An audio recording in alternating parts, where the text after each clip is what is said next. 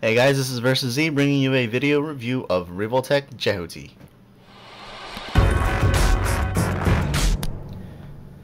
Alright, welcome back guys, and here's the video review for Revoltech Jehuty. And first of all, you guys are noticing, yes, your eyes deceive you not. He is standing up. I actually have left this figure standing up just like this in the same position for the past 2 days.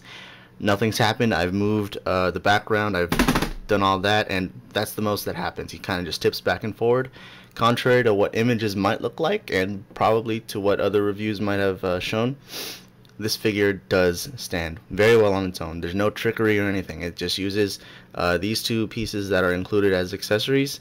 You utilize them very well and they stand on its own. You basically treat these two edges kind of the same way you would treat a Transformers figure that doesn't really have ankle articulation. You only have to basically balance it on the edges of two different tips or something. Same idea here, and he does it really well actually. And if you look at his profile, trying to ignore that protrusion there, if you look at his profile, he's kind of leaning backwards. That's still amazing to me because he's the way I have him standing, and the way I like to have a lot of my figures in model kit stand is they kind of lean backwards with that kind of, you know, I'm the man kind of Captain Morgan sexy pose, you know what I mean?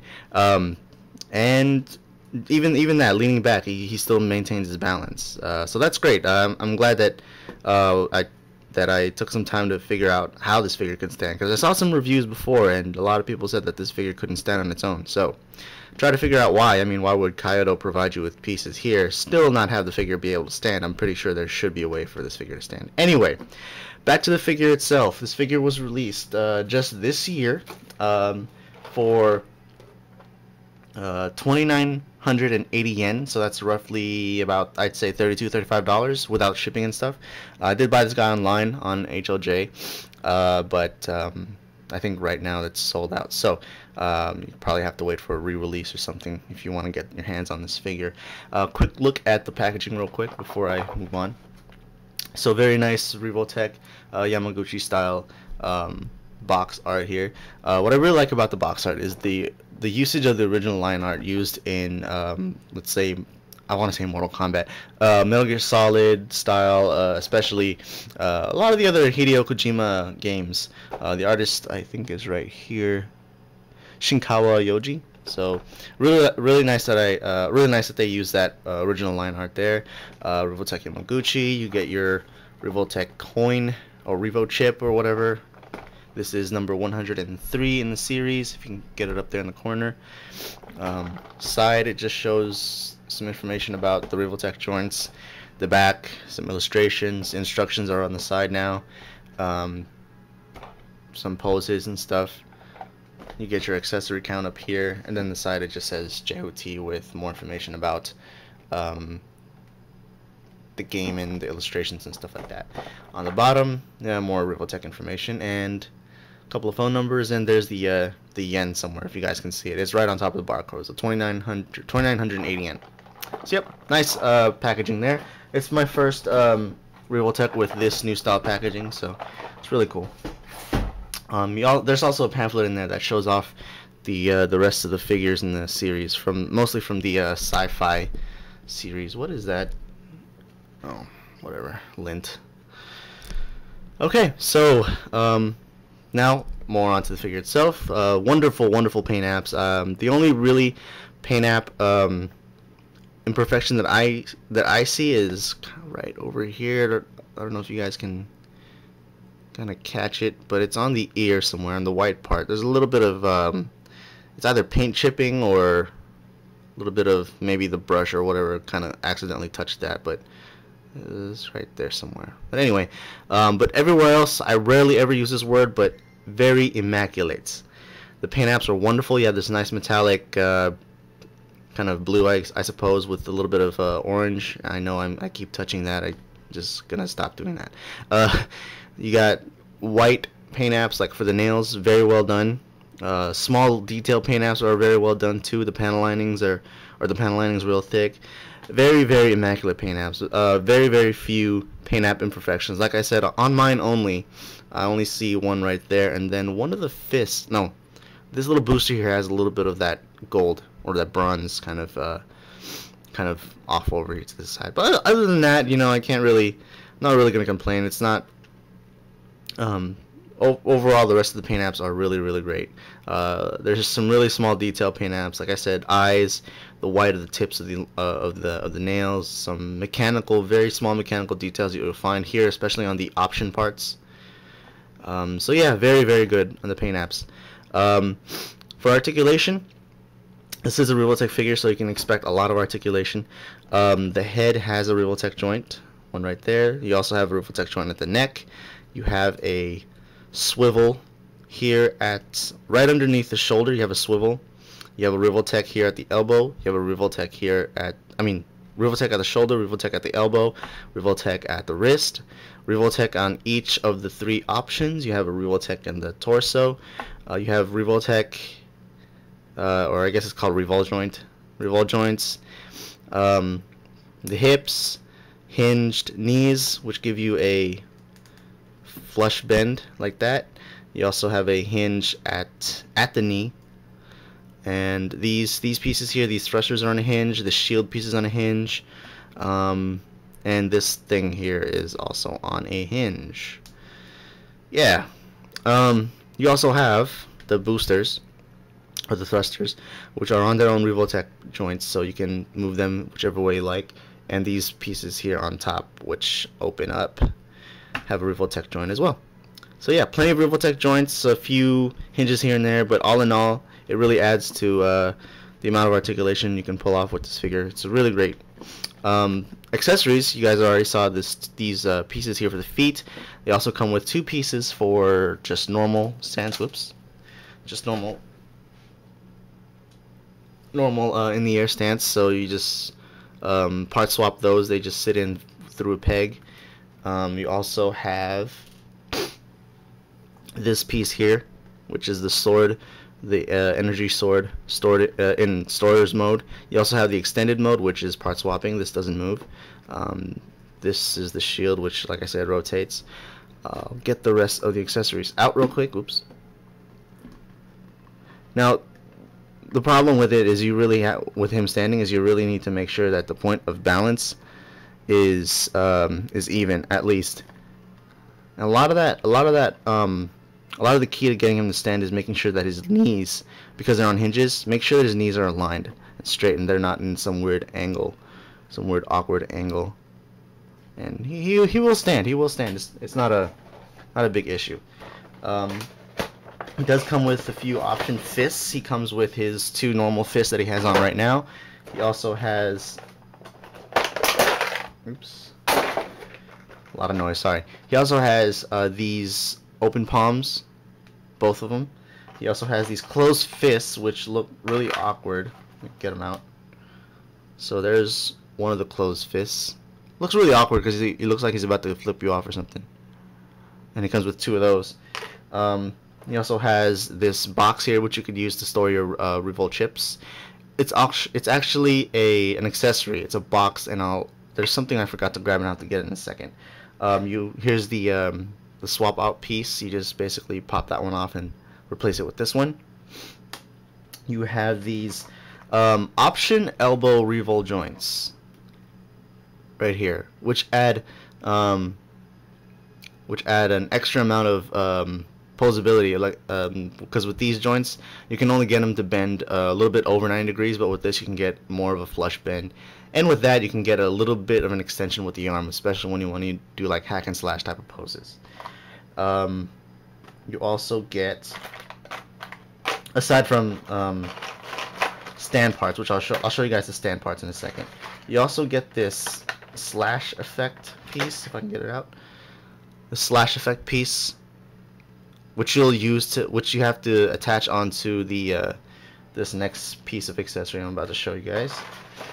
The enemy kind of radar ring, which very much like the game, just like that. And then there are 3 holes all around the ring, and you can use those holes to peg in the option skirt pieces, the augment option skirt pieces, which are used to augment Jehuty's attacks and stuff.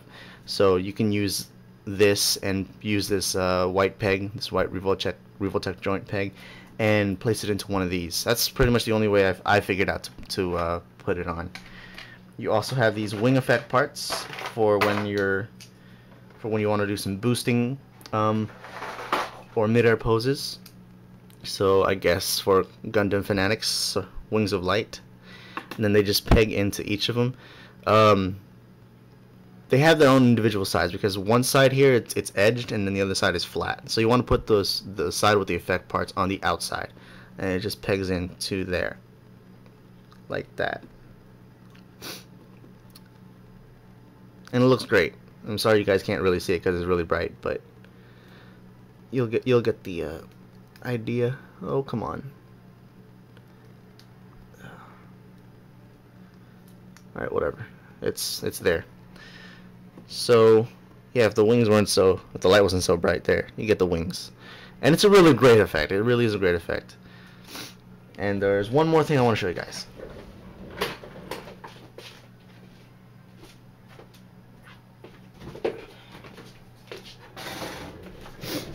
Okay, I don't want to show you this one, but this is the other piece here. It's one of his hands. It has a peg inside, and you can use that peg and attach it onto the Revoltech or the Revolchip case. This case, like I said, doubles up as an accessory because in the game, Jehuty could grab objects and use them as shields or weapons. In this case, he's going to use Deep Dive Armor Iron Man as a weapon, and you just simply swap out the hands, peg it in like so, and I'll just remove the sword while I'm at it. Just peg it in, and now Jehuty can use Deep Dive Armor Iron Man as a shield or a weapon. It does add a lot of weight, especially if you use a figure like Deep Dive Armor Iron Man, but if you have the assemble Borgs that come with the other most other Revoltech figures, then that works too. You can even see an example of that on the images of the box art and stuff. So that's a cool little feature right there. I really like that. And of course it works with the box too, but you guys pretty much already figured that out. So all in all, I really like this figure. I really do. The paint apps are wonderful. The amount of accessories you get. Oh wait, I'm forgetting something. Stand. You get a stand, of course. This one's clear. You have this base here, which you can just simply attach into there. Very typical.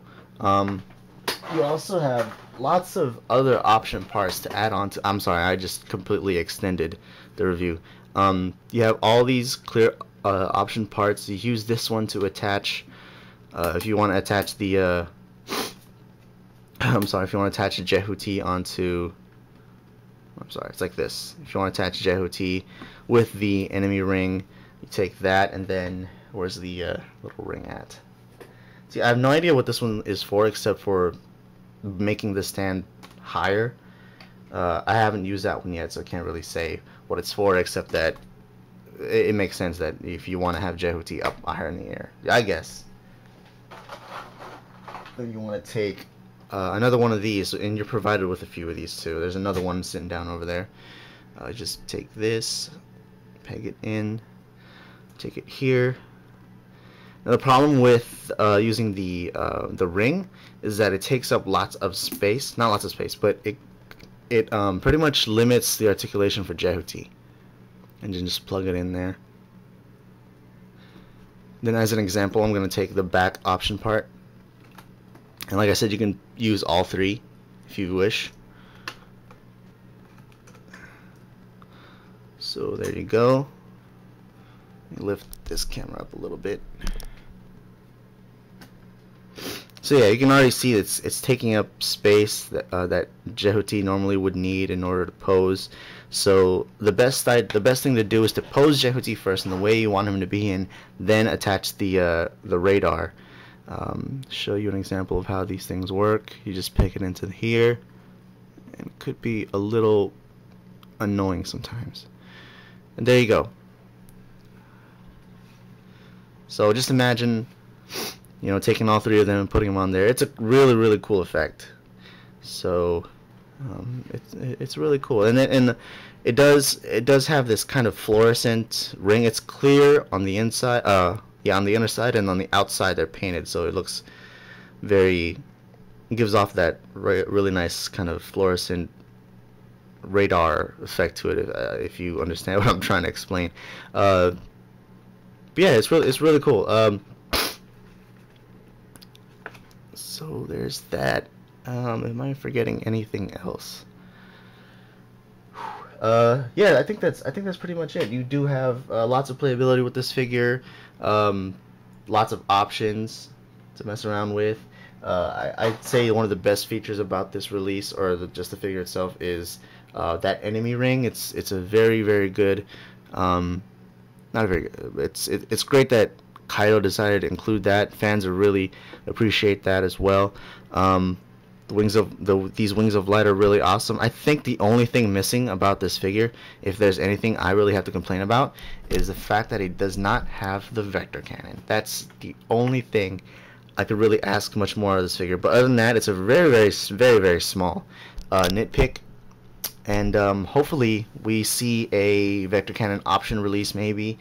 But in the future, I'm pretty sure we're going to be expecting an Anubis release.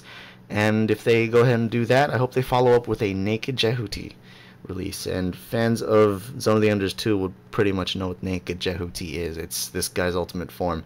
Kind of resembles Anubis, but it looks pretty badass, and it would be great if they would release this figure. Before I end the review, I want to do a couple of size comparisons. I'm pretty sure you guys are wondering. Let me take, of course, the O Gundam. So he's quite taller than O Gundam.